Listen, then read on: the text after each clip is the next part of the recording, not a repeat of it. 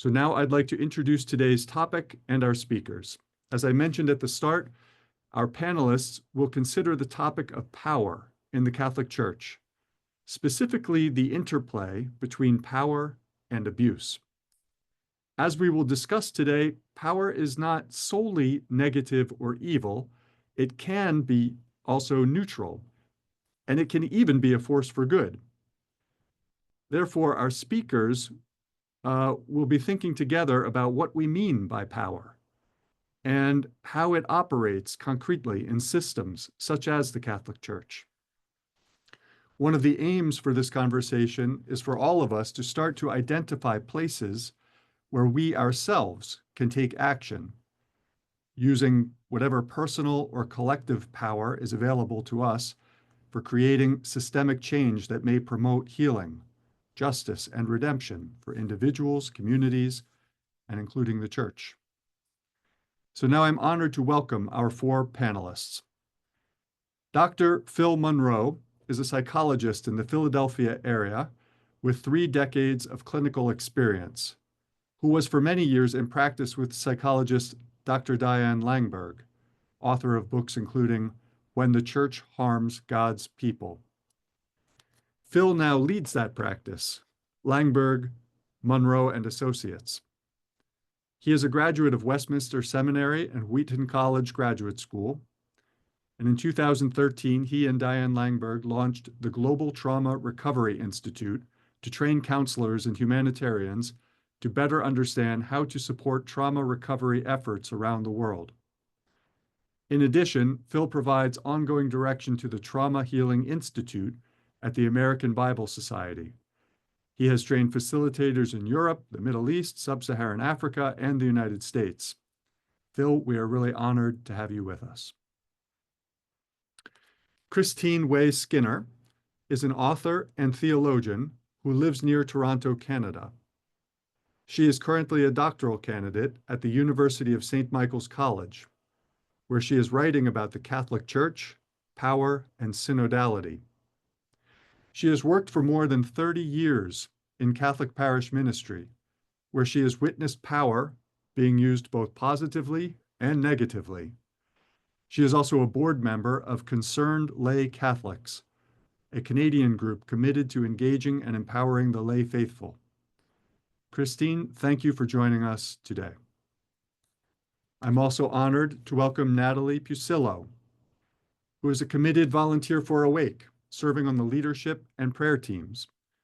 Natalie works in higher education in Washington, D.C., and is currently pursuing a Master of Divinity degree at Loyola University Chicago's Institute of Pastoral Studies.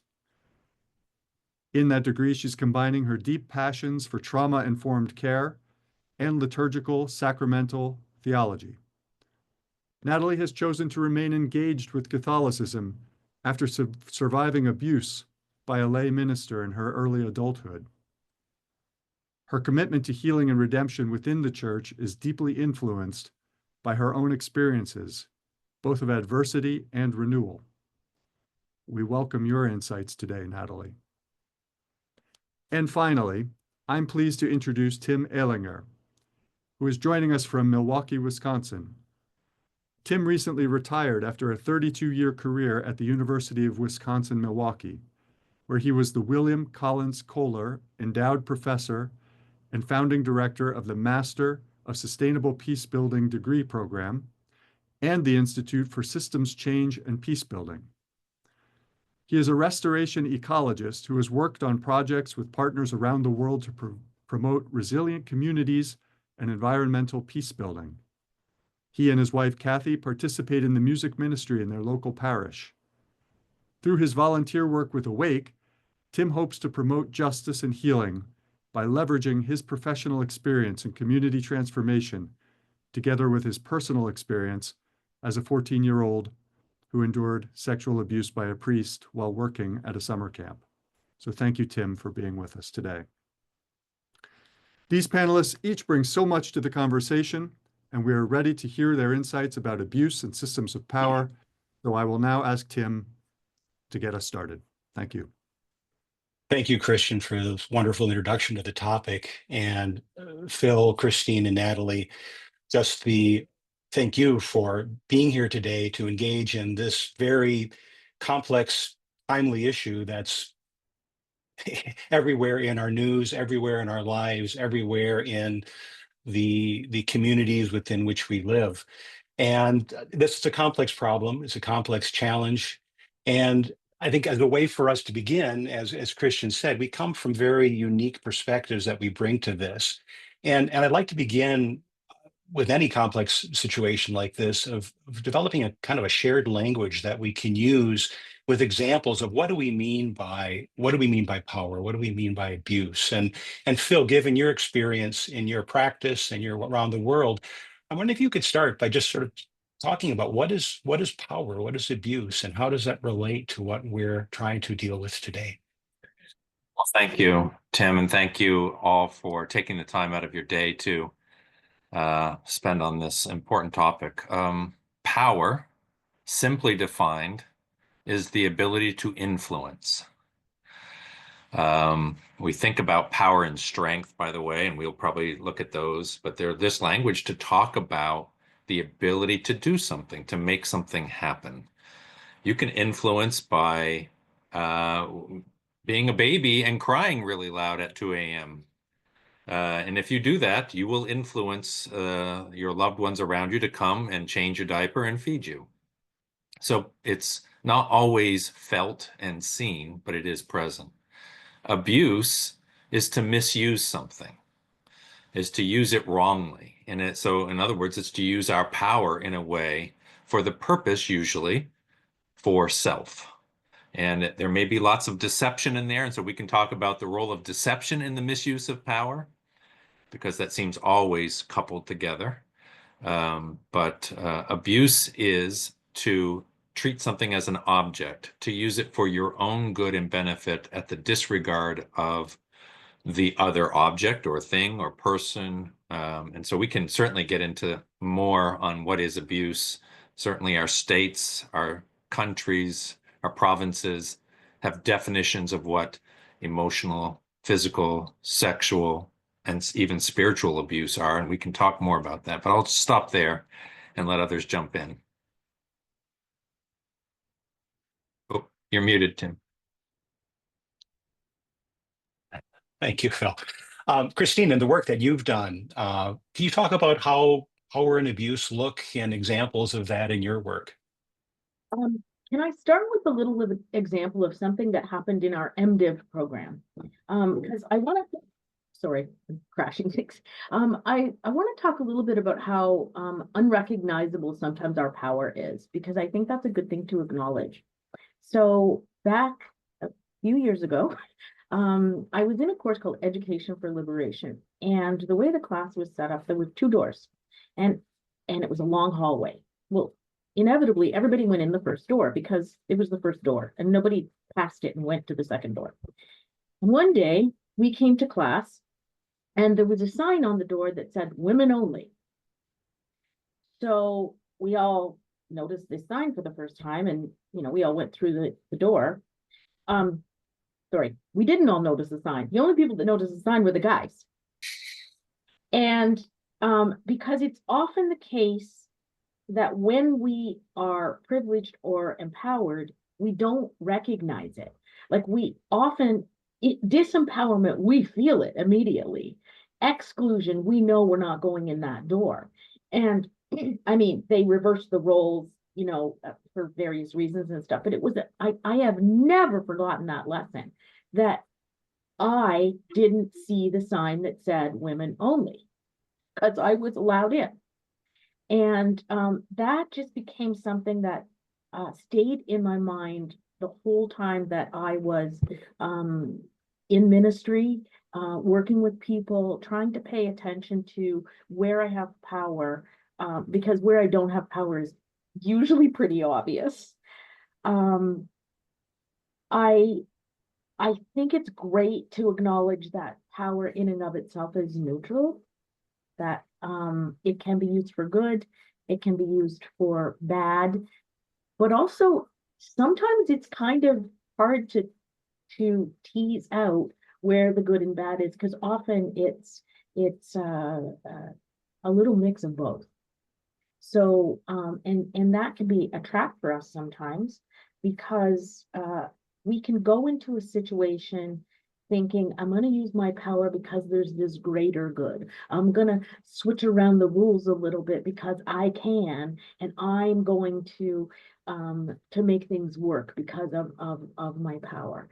And it's dangerous territory when we start doing that because it's a little bit like playing God. And I've seen that a lot in parish life. I've seen that a lot in my studies, where very, very rarely have I encountered people who I thought, you were just a terrible person abusing your power. Now, I have met and experienced and read about and encountered many people who engaged in serious abuses of power. But almost always they had some rationalization for why what they were doing was really good. Mhm. And I think that's where it's great to have good therapists, right?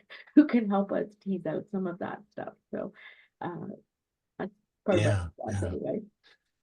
Yeah, that's interesting about the abuse being sort of disguised as good. Natalie, that's a real good segue into your experience. I wonder if you could talk about what power and abuse look like to you. Yeah. So first of all, I just want to extend my thanks along with everybody else on this team for being here for this conversation today. One of the things that as I'm thinking about power sort of generally, and you brought this up a little bit, Christine, was that we, I think, fall into the trap, specifically within Catholicism, of a false binary where priests have power and the laity don't. If we are looking at power with this really extremely broad definition that Phil brought to us at the beginning of this conversation, it is far more complicated than that. Teaching, preaching, programming, gathering friends for intentional conversations, writing an open letter on Substack, posting things on social media. These are all things that carry power that all of us engage in some capacity. But because we sit in this sort of place where we believe that the priests have power and nobody else does, the rest of us are disempowered, we don't recognize that the power is there. And so we can't even begin to look at, okay, am I using this for good or for selfish reasons? Because we don't acknowledge that we have it in the first place. The other thing that is sitting with me in looking at power in sexual abuse in the Catholic Church specifically is that there are lay people who are benefiting from the structures as well. And so it's not as simple as we want it to be. And so we have to sort of own where we do have power. And like we've all said, that's a really tough thing to even begin to navigate once we've got these structures in place that tell us the lie. Wow.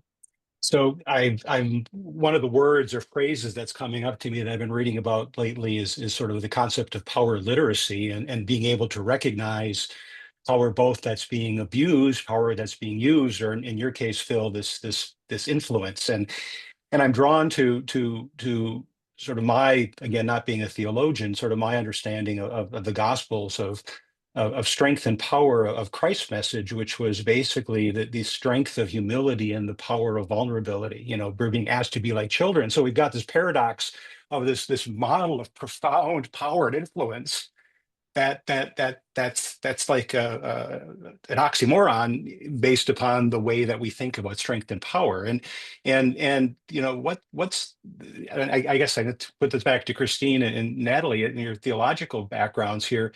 How does that play into our understanding of what is the strength of our faith versus the power of the church to influence? Is there anything you'd like to add there? I can start if you like. Yes. we have a long tradition of nonviolent resistance, which looks like opting for passivity and not engaging in power. But in our theological tradition, what we are taught is that openness and love is the real power. So while it may sometimes seem in the short term like we're not winning, love ultimately triumphs. And when we look at, I actually had to write a little tiny article for a book on hope that we published up here in Canada. And, where do I find hope? And when I look at history and I look at people like Joan of Arc, who, kind of, I mean, she's not really a model of nonviolence necessarily, but, she said to her bishop who betrayed her, "Bishop, I die because of you." Now, I don't even know his name. Does anybody know the bishop who was the one that kind of set her to the flames? No, but everybody knows Joan of Arc. And so Christ didn't die. He rose again. Well, he died, but he rose again. Like, that was not the end of the story. Love is always the end of the story. And despite all the awful things that have been done to human beings through history, the people that are remembered and we hold up as models are not the villains. We might remember them, but they're not held up as models. Like, love wins. And I think that's the message of the gospel. As you're saying all of that, my mind immediately goes to the commissioning of the disciples in Matthew 28, where Jesus says, "All power in heaven and on earth is mine. Therefore, go and make disciples." All power belongs to God, to Jesus, and Jesus is the ultimate example of sacrificial love.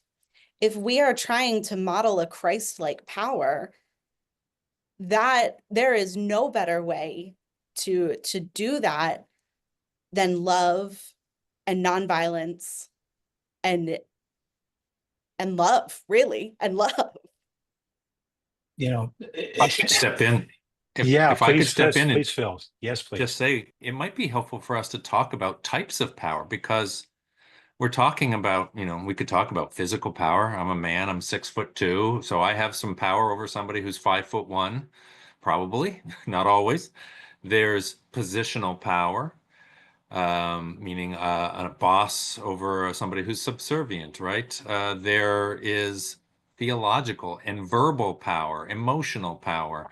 It's really helpful for us to look at those, because when you put them all together into a theologian or a church leader who has verbal power, positional power, spiritual power, and authority, now we have something extremely potent. And we see that in Jesus, who had all those things and chose to use them to say, where are your accusers? Or can you give me a drink? Or you go on, he opened not his mouth. There are ways that he utilized that power that look very different than many of us who have all those pieces of power and then decide to use it through that lens of deception. That I could do this thing, like you say, Christine, for this good reason, and be completely unaware that I'm utilizing all those different types of power. That's fascinating, and I think about it from my experience in my work as a restoration community ecologist, working with communities where my experience is that they tend to grow into the stories they tell about themselves, basically the narratives, and the church. And in my experience, one of the biggest types of power I see is sort of agenda setting. Who controls the conversation? What becomes the story? And who's at the table telling the story? Yeah. And I feel in my experience with the church, that's a lot of what we feel disempowered to do, to really, as we're talking about here, what is our story of our faith? And we sometimes we lay that aside and consider the sovereignty of other sources. One of the things, like questions I want to kind of ask is not using power as abuse or framing that narrative. And again, I don't want to be critical of Pope Francis at all, but it was frustrating to me during this last election. I understand he's a political leader, the head of a country as well as a religious leader, but framing the question to us about choosing between the lesser of two evils as opposed to choosing the greater of two goods. It's this concept that words, create our world. To sort of quote, I think was Hippus, which priest that was, Anthony of Hippus, the idea that this narrative that we live is driving in many ways the world that we live in. So I'm curious, and we've talked about the way that the gospel, tells us about power and abuse, but how does the institutional the institutional church, how does that relate to power, and how does that change the way that we experience power in our faith lives and our community lives? I don't know if anyone wants to sort of speak to that. Well, I can oh, go ahead. Please go, Natalie. Yeah. Okay.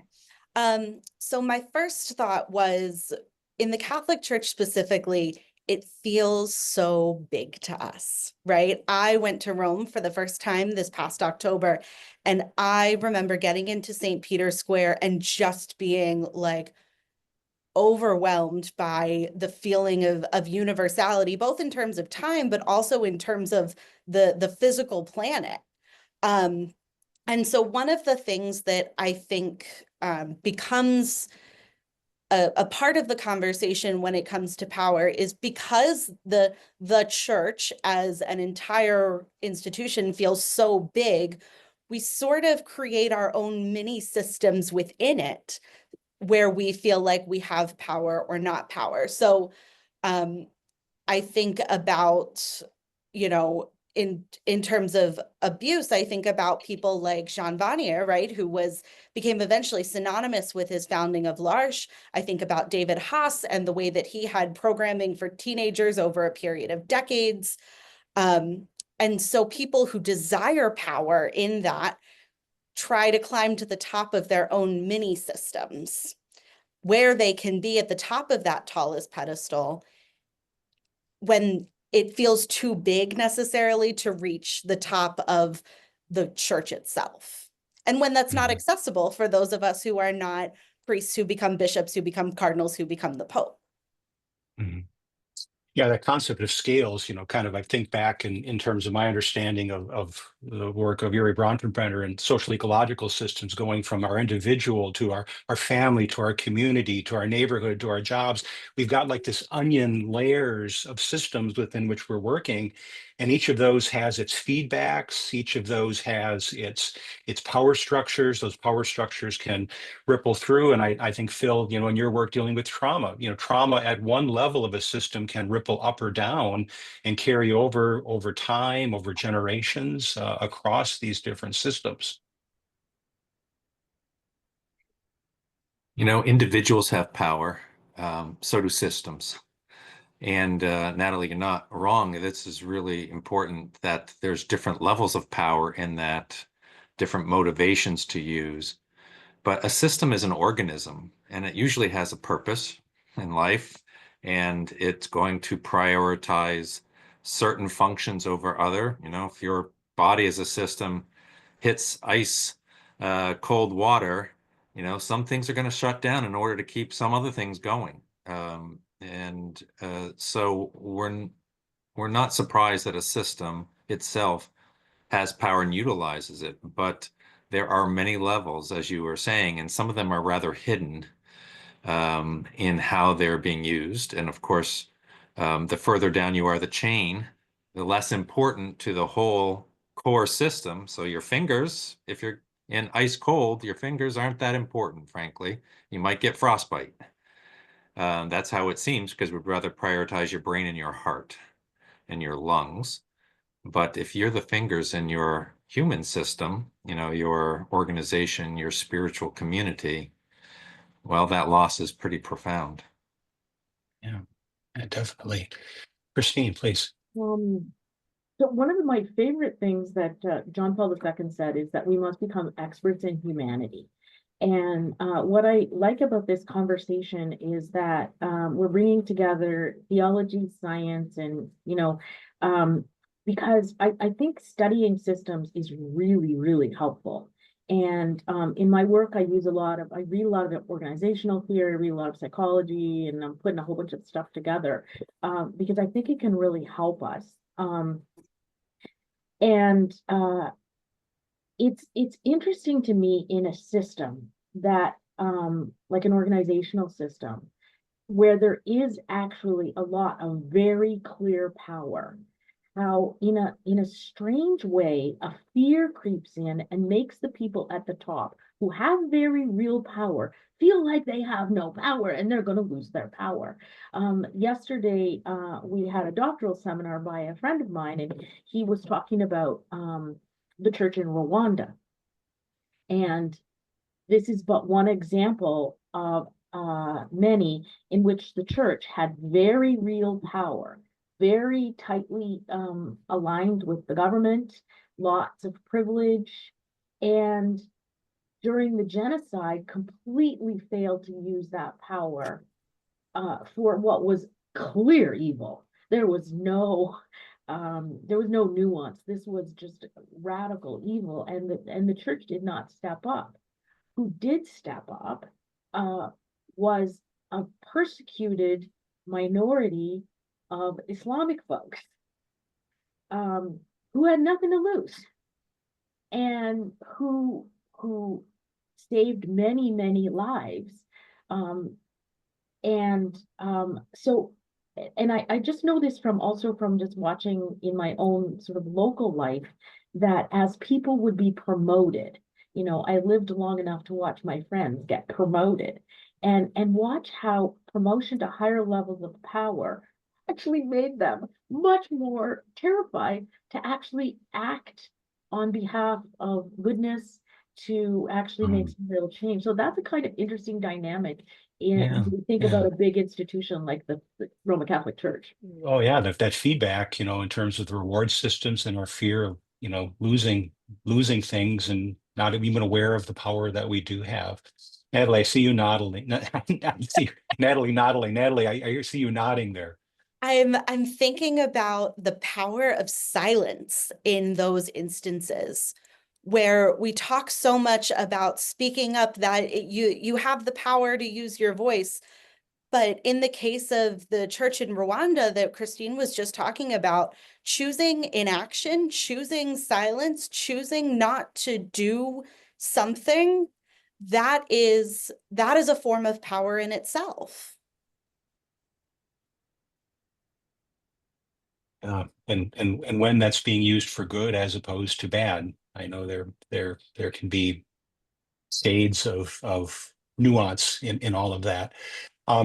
As we're talking here, I'm reflecting back on some of my experiences with power and my abuse, and thinking about, I guess, from the lack of, well, from my experience as a biologist in nature, natural systems, in terms of influence, Phil, they operate based upon balancing between fear and hope, and whether I'm talking about fish or whether I'm talking about humans, and that idea of there being sort of, I'll use sort of soft power. The hope tends to be a much softer force for influencing behavior than fear. Fear is like the fear of being eaten. The fear of death can be such a strong, instantaneous action in nature. Whereas sort of the promise of something good, it's a little farther off, and it can be very strong and very powerful, but it's less immediate.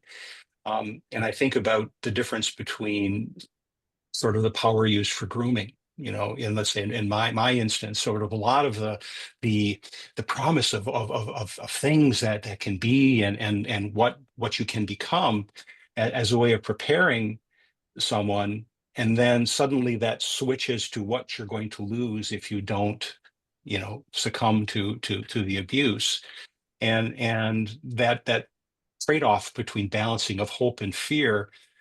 I see that oftentimes in church narratives, the difference, even a sermon, fire and brimstone versus, promoting the greater good.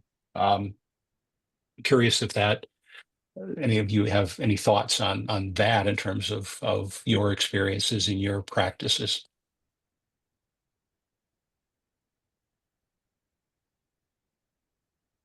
I'd be curious actually to know from Phil, psychologically, how does that make a difference in how the decision to use or not use your power play out? I think it's a very interesting psychology here. Almost everybody would state that they're against abuse of power, and yet it happens on a daily basis. And that's, I think, because there's something that gets in the way that seems more important in the moment.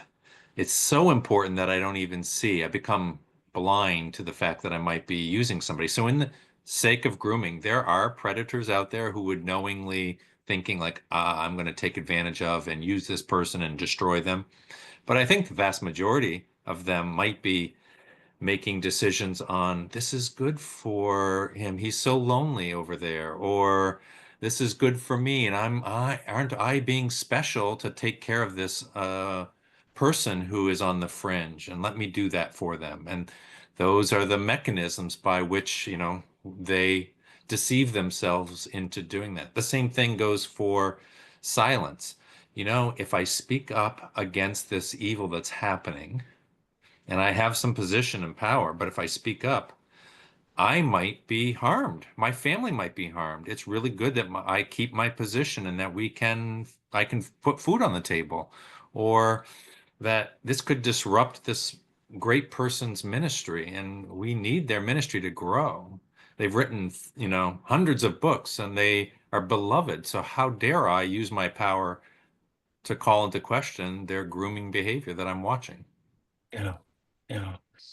I'm looking at some of the questions, and I want to remind the people on the Zoom meeting here that you can submit questions to the Aaron questions in the chat for our panelists here going forward.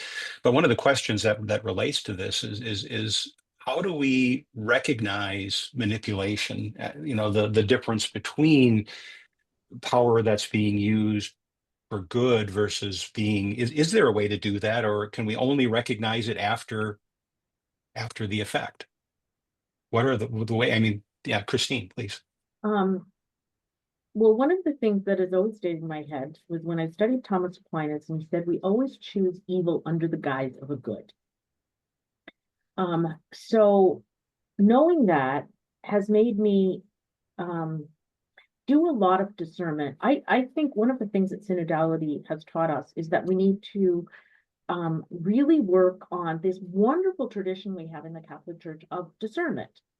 So we are so busy and so running all over the place that we don't really take the time we need to look at patterns, to look at decisions, to pray together in community about what's going on. And I think that would help us a lot if we really nourish that prayerful, critical side of ourselves where we can look through patterns of behavior together as community, because we are better when we have 16 eyes as opposed to 2, right? And we have all these different life experiences, so we can look at patterns of behavior a little bit more critically. That we're never going to get rid of abuses of power. It's as old as Cain and Abel. But and also excusing our bad behaviors, as old as Adam and Eve, right? But the more eyes we have on planning, on how we run our parishes, the more likely it is that we will see problematic behaviors, and that it will be hard to kind of groom people.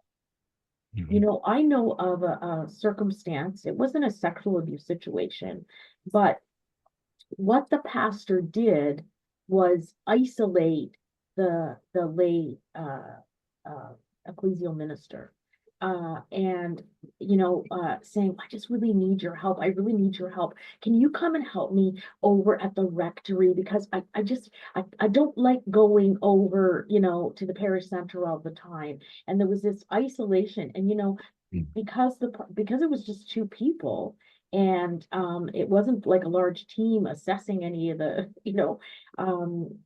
before long, this person was totally under control of the guy. And so whenever there's secrecy, we need to run away. It's terrible. Secrecy is a bad sign. And whenever there's two people working together all the time, and making all the decisions, I think those are kind of red flags. And I think we do have enough knowledge that we can come up with a list of some pretty good red flags that can help us tell us this is a possibility for power abuse. Yeah, yeah. Well, you're paying attention to perspectives. You've identified sort of one of the three components of sort of systems theory. We've got boundaries, we've got connections, and then perspectives. And what you're saying is that in dealing with this sort of complex issues of power, we need to bring in and have a way for us to listen to and value those different perspectives, because I think of like the justice system. It looks very different from the accused to the accuser to the judge to the police. Everybody within that system is going to have a very different view, and it's going to be a very different system from their perspective. Natalie, in your experience, can you speak to this? Sure. I really just want to emphasize the importance of the community in this. And I'll talk about my own experience. When I was in college and my abuser would reach out to me, my friends would go, Natalie, this isn't right. He shouldn't be talking to you like this. This is really weird. You should cut off contact, stop engaging. And I had convinced myself that he's just lonely. He doesn't know what he's doing. It looks creepy from the outside, but that must not be what's in his heart. And so I was not in a position mentally, because of the grooming that had occurred up to that point, where I was able to listen to them, but they were able to identify it and they could tell me. And then eventually, when I was able to recognize that what had happened was abusive, they were there to then be supportive. The people around you, particularly people who are not ingrained in the system in question, often recognize these abuses far before we do. And so for me, that is one of the key points, is staying in community, is talking to each other, even when you're not quite sure if something looks off, if something's not right. Like, other people can help inform that. Mm-hmm. Bill, anything you want to add to that? There's a lot of different directions we could go, because there's so many really good stimulating parts of this. I think, Natalie, just about getting that external critique that's a little further out, which would probably bring some clarity, but that's hard for us, especially when that feels like a threat. So something similar to that is, I'm thinking about the story in Act 6, where in Act 6, it's the first, at least the first conflict that we know of in the new church. And this is where the Grecian and the Hebraic widows are getting their food distribution, but the Grecian widows feel like they aren't getting their fair share. And you see in how the leaders, the apostles, then solve that. They say, we need to commit ourselves to prayer and the word. So find for yourself men of, and it goes on to talk about the character and qualities. But if you look at the names appear to be coming predominantly from the minority group. So it's a handing over of power. It's not a, hey, we'll look at it, we'll keep it, and we'll examine it and decide it. So the only way you can hand it over is to have people who aren't like you, who will be able to carry that up. And that seems to be the way of Jesus, the handing over of power, rather than the consolidating power and making decisions in small little spaces. Right. And so much of our institutional systems are not set up to allow that type of conversation, that level of transparency, that trust that having that conversation is not going to take away someone's position, their prestige, their power, their influence, and that level of fear of losing that is so central to that, I think, to the experience of many of the stories I've heard from people who have experienced abuse in the church, especially when they go and they try to tell their story, or they're looking for the church to respond in some way. There's never that acknowledgement that the church has, and I'll use the word sin, that there's been a problem in part of the system. And I guess this kind of leads me to think about, we can look at the abuse and the power of individuals, but at what level does the institutional system have responsibility for its behavior? I mean, can systems be redeemed? Can they be forgiven? Do they have souls? Can they acknowledge their errors? And clearly the behavior of so many of the dioceses, they don't seem to want to do that.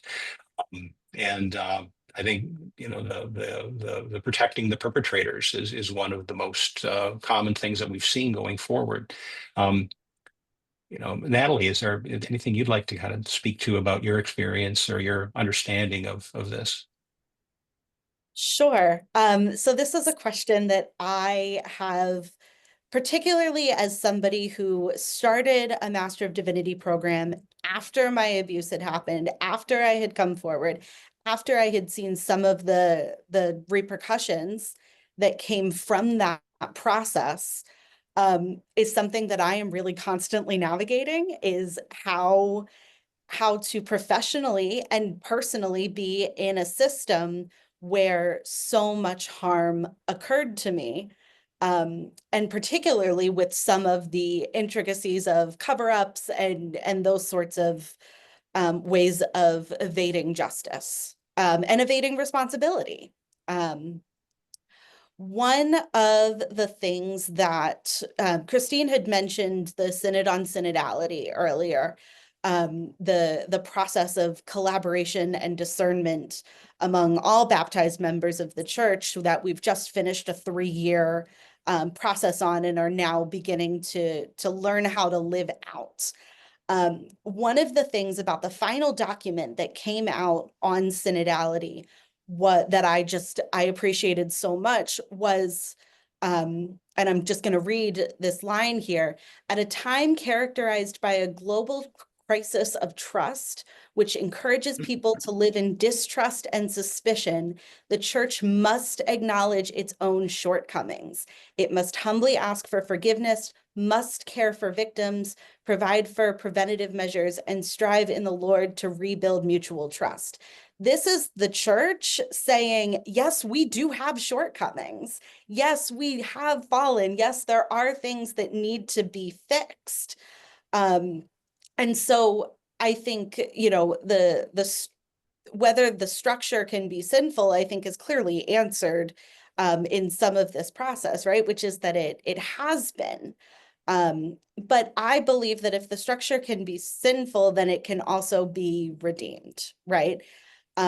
We talk about, and this is one of the questions that I'm still sort of mulling over, and I'd love to know what you three think about this, is that we have this conversation around the church is the structure. At the same time, we say the church is the people. Is the church the people? Is the church the structure? And how does that affect whether or not there's redemption possible? Christine, yeah. The church is the people and it lives in a structure. But I love that we're finally admitting that the Protestants were onto something when they talked about semper reformanda, and we've sort of embraced that after years of kind of not admitting that that's what we need to be, always reforming. There will never be a structure, just like there will never be a human being who doesn't need growth. So even when we put a really good system in place and it seems to be working, there will be people who will find ways to use a very good structure improperly, you know? So it will always need to be revised as we kind of move through seeing what doesn't work and, you know, what does work. And there was something else I was going to say about that. But I forgot what it is, so we'll have to go on to, but I do think we're always reforming, like we won't ever have a perfect structure. And that's what I really like about synodality, is that it's a process of constant discernment towards what the world needs now, which is also always changing.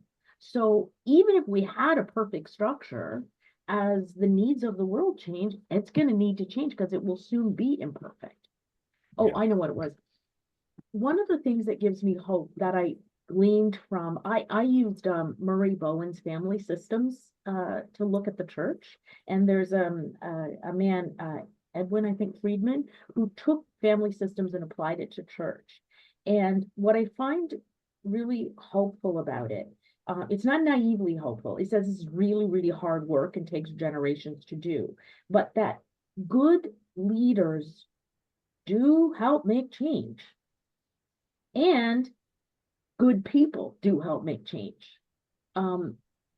So their systems don't stay forever the same way they are. If you take a mobile and you flick it, it wants to go back to the way it did, but it never does. It almost does, but it doesn't go back exactly the same way. So there is systems change over time with sustained effort of good people. Yeah, very important point. Phil, the concept of sustaining that systems don't like change quickly. You know, can you speak to that from your experience as a clinical therapist? Systems don't like change. They tend to be self-protective. They tend to be narcissistic, self-centered. They might say, yes, we have sin, but ... There's some greater good that we exist for, so you should overlook our weakness. Versus those who say, you know what, if our system needs to come to an end, so be it. This is more Christ-like, the releasing of the demand for power. And I think the more we can recognize those narcissistic features in our systems, not just our leaders that might be narcissistic, but the narcissistic features in our systems, and release them, because God's kingdom is bigger than our system. And he existed before we existed, and he will exist afterwards to his glory. When we see systems doing that, then they make decisions that are in the benefit of their people rather than in the benefit of themselves. Yeah. And systems don't necessarily make decisions directly. There's indirect influences that are going on within them. And I, again, another one of the principles of systems change that I've embraced is oftentimes the system is influenced not so much by directly attacking the what you see as the problem, but sort of creating an alternative that draws energy and resources away from where the negative behavior is in with the system. And I think about this from the standpoint of you know, the premise that in systems change, small is all. Sometimes you can only work at a small level, but then that power of the local conversation then spreads out because people are drawn to that. And it's kind of in this Jubilee year of hope, it's part of my hope of synodality, is that embracing these types of transparent, open conversations and bringing in the perspectives of the people, both from who have experienced abuse and not. You recognize that there's a lot of fear that the traditional structural church will collapse if we fully embrace responsibility for the church's wrongdoing, when in fact there's hope that the church will transform and potentially be redeemed through the work and the belief of good people working within it. Well, we have a lot of really good questions that I'd like to move on to that address many of these issues that we've been discussing. And with that, I guess I want to touch on one here. And here's the question. How would panelists here recommend bringing attention to specific abuses of power? If you see abuse, one audience member said she's trying to speak up, but is not being believed and is met with denial, defensiveness, and inaction. And I know this will be very context dependent, but if we do see these sorts of abuses of power, where do we begin to think about drawing attention to them? Christine, please. Oh, speaking is great. Like, speaking is so important. There are so many instances where people are afraid to speak, and that's where it starts, right? I dealing with a situation, somebody I know who is really troubled by a priest who's taking a very, very long time with confessions with the girls. Okay. And will not report just because she doesn't want to be wrong. You know, we have lots and lots and lots of structures to protect priests in the Catholic Church. Don't be afraid. Really, speak. Speaking, that is the first and most important step. And then refusing to comply is also important, but not leaving.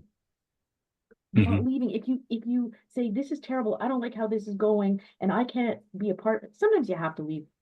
Sometimes you have to leave. But if you can stay and be obstinate in the face of it. I really think if a lot more of us did that, it would be harder for people to kind of do these things that are problematic. Natalie, do you have?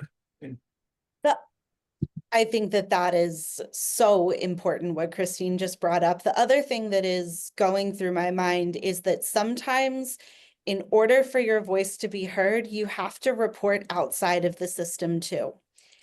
And that is not a failure on you. That is a failure on the system that is protecting the abuse. I think about in particular with David Haas's survivors, where they went to a Mennonite organization, and that's how they were finally heard and met with change, because they went outside of the Catholic Church after decades of being ignored or being told this isn't our problem. And that is a failure of the system, not of the individual who is trying to whistleblow. Yeah.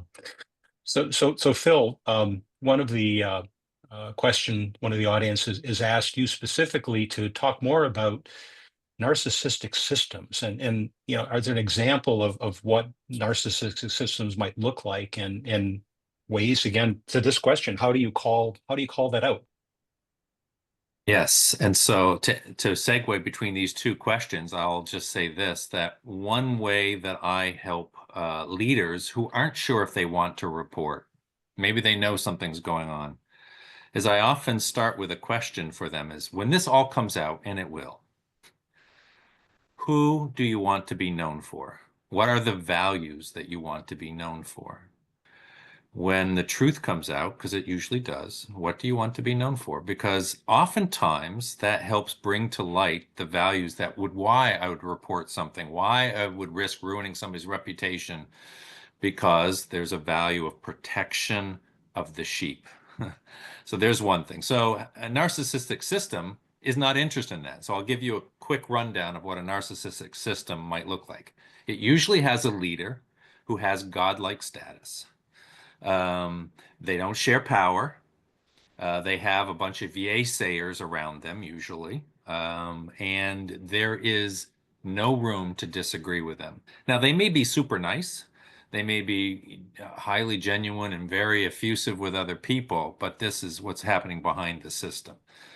Constituents tend to gain some extra self-esteem by being associated. The more you're closer to the inner circle, the more self-esteem you have.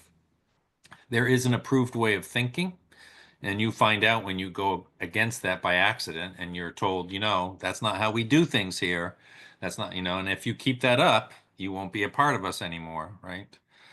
There's really no toleration of competitors, and there's an inability to assess one's own weaknesses And I would add to this, some level of violence is acceptable if you have a threat, an attack. You certainly aren't going to put up with criticisms from outside.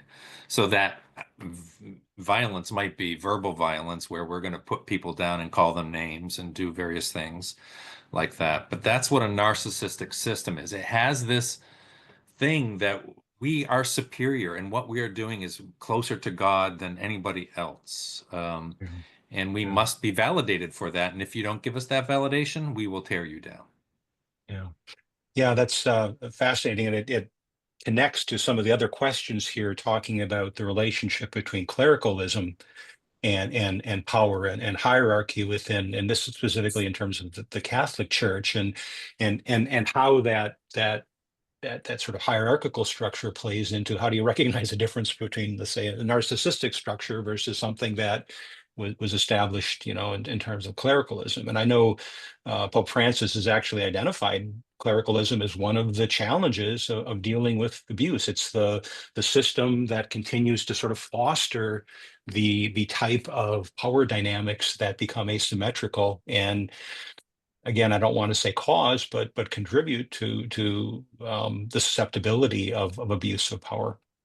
I like that clericalism. We saw it first when Jesus has to tell the disciples, stop shooing the kids away. Let them come to me. There was this idea that there was a specialness that of people who should be around Jesus. He's the rabbi. And he says, no, that's not the way it works. Bring them to me. Do not hinder them. And there's a curse even brought, like you would be better to have a millstone rather than to hinder the least of these. And that's one way we assess whether or not are we making a specialization, to protecting the clerics, or are the clerics there for the least of these? Yeah. And how do we maintain that vulnerability of being a child and that level of humility and not become more susceptible to abuse? Christine, you raised your hand. Yeah, I just wanted to, I'm so impressed with what Francis says about clericalism. He does not pull any punches about clericalism. He calls it the scourge of the church. He says it's an aberration of our vocation. And he actually says it's onto clericalism that various forms of abuse are grafted. And he names them sexual, financial, spiritual. And I think one of the things that he hopes for synodality is that it will really be some kind of an antidote, maybe that's too strong, but to clericalism, because I think clericalism, not being a cleric, but clericalism is a narcissist. It has all those characteristics, both that you said. So Natalie, this ties into something early on you said, and one of the questions here, you mentioned that lay people benefit from power structures in the church as well. And I'm curious, can you talk more about that and maybe give an example? Because how does that tie into this structure of hierarchical power and clericalism and narcissism? Sure. So I think that endorsement is a huge part of this, right? If there is a priest or a bishop in power who then endorses the layperson in whatever capacity, everyone who follows and supports that cleric sort of automatically goes, oh, well, he thinks it's okay, so then I probably think it's worth doing too. In more of a negative light, I would say that these abusers in power, and I'm thinking specifically of clerics in this perspective, really depend on having other good, trustworthy people underneath them, but surrounding them. You need people who are trusted in the community, who are willing to do the dirty work of, well, why would you say that? He's so good. He's done so much for us. What are you doing? Are you trying to ruin him? That is such an important and undervalued role, or underestimated role, I'd say, in how abusers who rise to power stay there. And if you're playing that role, you are rewarded, you benefit from it until you do something wrong, and then you're out. But while you're there, you stay there. Mm-hmm. Mm-hmm. Wow. Wow. Christine, Phil, any further thoughts on that? Another dynamic too that is quite specific to Catholicism, which has to do with the sacred power. And there's something about the separation that we want to have so that this person is sort of closer to God, and like what happens to the sacred power if father's actually highly problematic, right? And we do have lots of really good theology to help us deal with this, but unfortunately, some of our theology of priesthood and our theology of sacraments needs to be explored and maybe unpacked a bit, because sometimes it's about keeping our holy of holies holy, that we allow ourselves to just put on rose-colored glasses and not see what is right before our very eyes. Yeah. Being able to actually observe see what's there. Bill? Thanks. I want to hear more from you all as well. But I do think that part of the challenge is identifying the little bits of power we have, our little loaves and fishes, and utilizing them with the recognition that there may be people who will come against us because our speaking up about something will cause someone else to feel a loss or a threat of a loss.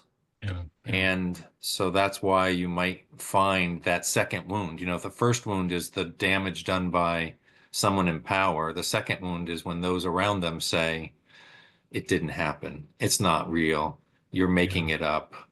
You're being dramatic. And that second wound is so painful. But when you continue to be that persistent widow who speaks up, you'll probably find some others around you as well who also feel the same way. Interesting. I think, and looking at the questions here, I think about how the church as a system is connected to other systems, is connected to economic systems, property holders, it's connected to educational systems. Through alumni network, it's connected to all the businesses. And we've got sort of these layers of connections that oftentimes the potential to influence positive transformation within sort of the institutional church may be exerted or may be used from outside.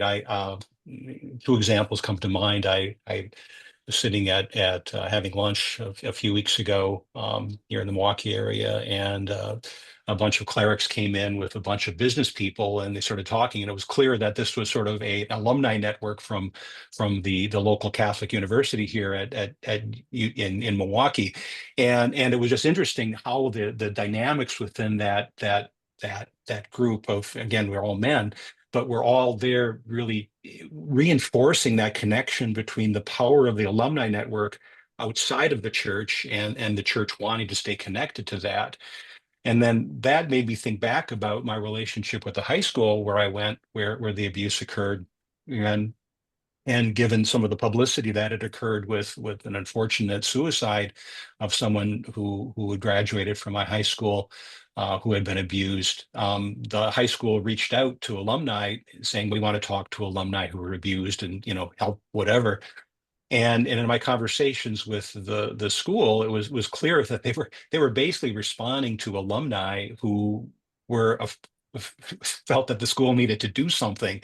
But the institution was largely operating to protect itself because the value of the reputation of the school was being threatened by alumni, and the school was being, I don't want to say enforced, but was being, the president said, yeah, well, we're getting so much pressure from our alumni that we need to do something about it. So I think in many ways, we recognize that the change does not necessarily have to occur within, but it can be influenced by people from the outside as well. Which leads, I guess, to another question. there's so many questions here. I've got to find one. What formation or training can be done for leaders and that can enable sort of religious leaders, clergy, and positions of leadership to play transformation? You know, we've talked about us in community. Is what can we be requesting in terms of the training and the formation of priests and religious leaders that might help with this? Anyone there? I know, Phil, you've done a lot of work in sort of training and facilitating. Do you have any thoughts on that just offhand? I do have one, but I'd really like to hear as well from Christine and Natalie on this. But my one thing I would say is training in understanding themselves as a self, not just the position, not the theological arguments, not just the, you know, the duties and activities of being in leadership, but them as a person, because they bring all of their weaknesses into and all of their life history into their work. And that often informs and shapes how they function as a leader. And anything that's hidden can go on and have a life of its own. So learning through self-discovery, your own childhood wounds, to learn how you have adapted and developed and what are the threats and dangers that you might bring into that position. So. Christine, the organization up in Canada does an awful lot on this topic. Can you speak to some of the key things that come to mind to you? Well, formation is huge, but prior to formation, discernment about the real mental health of people who are going into the clergy is huge. But we have this monastic model of seminary formation where we take people out, we create a completely artificial environment that is nothing like a parish, and form people without real relationships with anybody different from themselves, which is who they're going to be working with, because most people are not celibate men. And then we throw them out into parish life, and it's like it's just disabling, and there's no there's not an appropriate training. So Yeah. in some countries, that's not how seminary formation works. Like, I have a friend who's German, and he says in Germany, lay people, women, men, are all trained together, and from the very beginning, people should be put out in parishes. I think if we helped demonstrate to new clergy that sharing power is actually empowering, not only for them, not only for the community, but actually even for them. And if it's okay to tell a little story, I used to work with a priest, and he was not perfect by any stretch of the imagination, but he knew that. So what he did was he created this massive staff of people. And he's like, I don't like children. You do children. I don't like old people. You do. But actually, it was so wise. And because he knew all of his inabilities. And so he looked for smart, trained, capable people to create a really, really fulsome vision of ministry. And I don't want to be delusional about that, his imperfections, because he was not perfect by any stretch of the imagination, but that was a very, very functional parish. Yeah, thank you. Oh gosh, can we take another hour? We've got so many wonderful, powerful questions. We should maybe think about having another session or a conversation with us to continue on this. There's one, and we'll be coming back to everyone here in just a minute for some final thoughts. But one thing I want to ask, and I ask you, Natalie, because I get asked this in my support group with SNAP support network for those abused by priests. What does justice look like?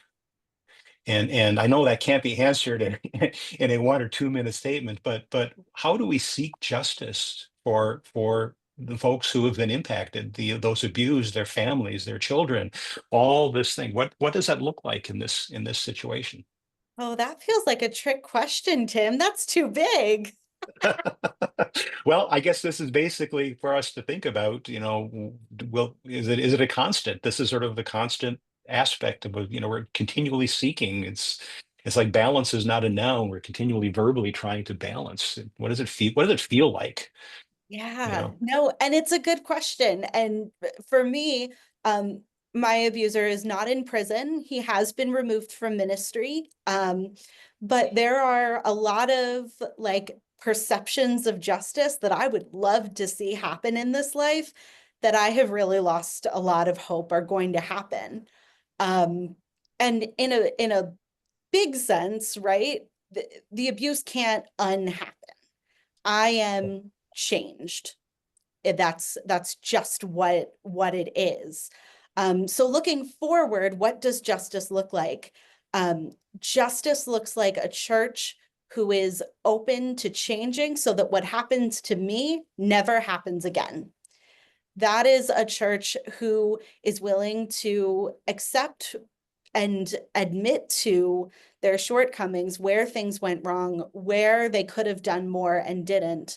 A church that is open to reforming systems, to listening to the entire baptized and not just those whose voices they've cherry-picked to listen to. And being willing to really examine and make changes. Yeah. Very, very well said. And you've captured what I hear from many abused men that I've talked to in the SNAP group. They're not looking for punishment to the abuser. They're looking for a reform in the system. So we're going to come back in a little bit. I'm going to pass this off to Aaron, who will kind of have some announcements and close things up. But we'll be coming back to everyone for just sort of one final word at the end. So Aaron, please, on to you. Yes, great. Thank you so much, Tim. And thank you very much to Natalie, to Phil, and to Christine for all that you've added to the conversation today. Thanks for giving us sort of building our power literacy, I guess, and giving us a chance to think about the dynamics at work in the system of the church. As Tim said, my name is Erin O'Donnell. I'm based in Milwaukee, and I'm a member of the Awake Leadership team. One intention of the Courageous Conversation series is to inspire personal action. So I'll invite our panelists back on screen in a moment to share some closing thoughts about actions we might take. But first, we'd love to offer a few announcements. We'd love to have you join us for our next Courageous Conversation. We'll be sharing details about it very soon. But in the meantime, I'd invite you to just save the date on your calendar. It will take place on Thursday, March 20th at noon Central Time. So please watch for those details. Next month, join the Awake community for a special prayer service focused on the spiritual practice of lament. So we'll be gathering on Zoom on Tuesday, February 11th, beginning at 7 p.m. Central, 8 p.m. Eastern. Sign up on the Awake website.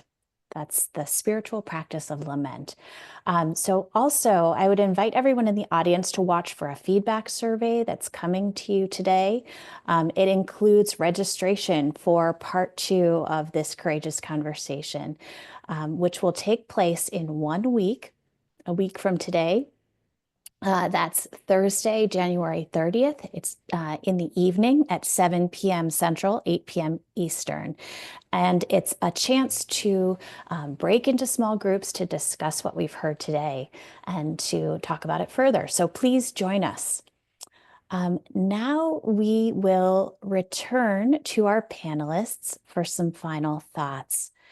And our last closing question for everyone is, how can we use our individual power to promote healing in the system of the church? So, Christine, I'd love to go to you first. How can we use our individual power to promote healing? Talking and listening. For me, it's quite simple. I am trying personally to listen to scholars, to listen to people who suffered any kind of abuse in the church and make some sense of it and talk about it and talk about it. Because I think that the more we share our stories, and it can be hard because some people have to sign non-disclosure agreements, but we can find ways to talk anyway, right? And share the story, and that empowers other people to also act. So talking and listening would be my answer. Excellent. Talking and listening. Thanks for that, Christine. Natalie, let's go to you next for your thoughts. Sure. We've talked a lot today about the power of voice, the power that speaking out brings, positive and negative, the power that staying silent brings, positive and negative. And so I would encourage us all, and this is something that I'm working towards as well, to more regularly evaluate the reasons that we're choosing to use the power of our voices or not use the power of our voices, and to spend time discerning with the help of the Spirit where that is coming from. Amazing. Thank you. Thanks, Natalie. That's really powerful. So the power of voice. Thanks for that. Phil, let's go to you next. How can we use our individual power to promote healing? This little silly saying that if you think you're too small to make change, just imagine what it's like to be a mosquito in a room. It can keep a person awake all night, right? So you have power. But how you could use it? You can talk about what's broken in the system. You can also talk about what it can look like, what the aspirations are, because sometimes that gets people vision. So, and you might not feel like you can do much, but little by little, you be the person who talks about what it can look like, and that might help one other person, and that person might help one other person, and then we get a system change. Mm-hmm. Thank you. Thank you. So channeling our inner mosquito might be useful. Excellent. Excellent. And Tim, what would you like to add as we close? I guess I'm going to just sort of speak to say that what was raised by Phil and Christine and Natalie was very, very powerful, and it ties into something that I would do with my students when I was teaching courses on systems change, and recognizing that you have to start by yourself. You've got to say, okay, I have to change my mind to think about things from the complexity, embrace ambiguity, recognize the complexities of colors and multiple perspectives and different relationships. And from there, then once you start changing your mind, your heart begins to change as well. And you start to see things differently. You hear things differently.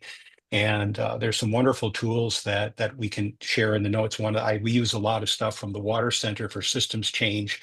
Really, basically, little cards on the habits of systems thinking, just to get yourself to sort of recognize that it's very different depending upon how you look at the system. Excellent. Thank you.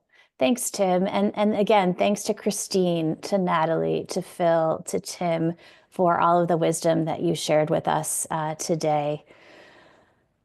As we close, I'd just like to say that the leadership of Awake is motivated by our faith to do this work. And when we gather, we pray together. So we will end today with a short prayer, and we invite anyone who wishes to stay to join us in our prayer.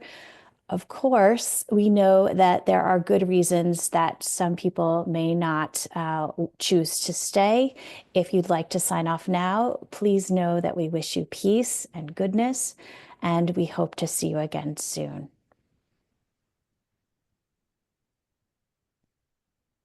So now, as we begin our closing prayer, let us remind ourselves that, as always, we're in the presence of God who is love,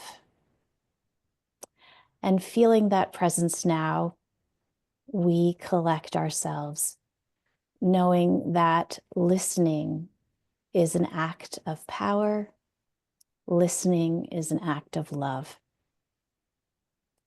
Thank you, loving God, for bringing us together this afternoon and giving us the sacred gifts of community and the wisdom that we've heard today. May we hold each other in our hearts, each doing our part to cultivate love, hope, and healing that leaves no one out and no one behind as we continue to build this beloved community. Amen. So thank you everyone for joining us today. Go in peace. Goodbye. We'll hope to see you again soon. Thank you.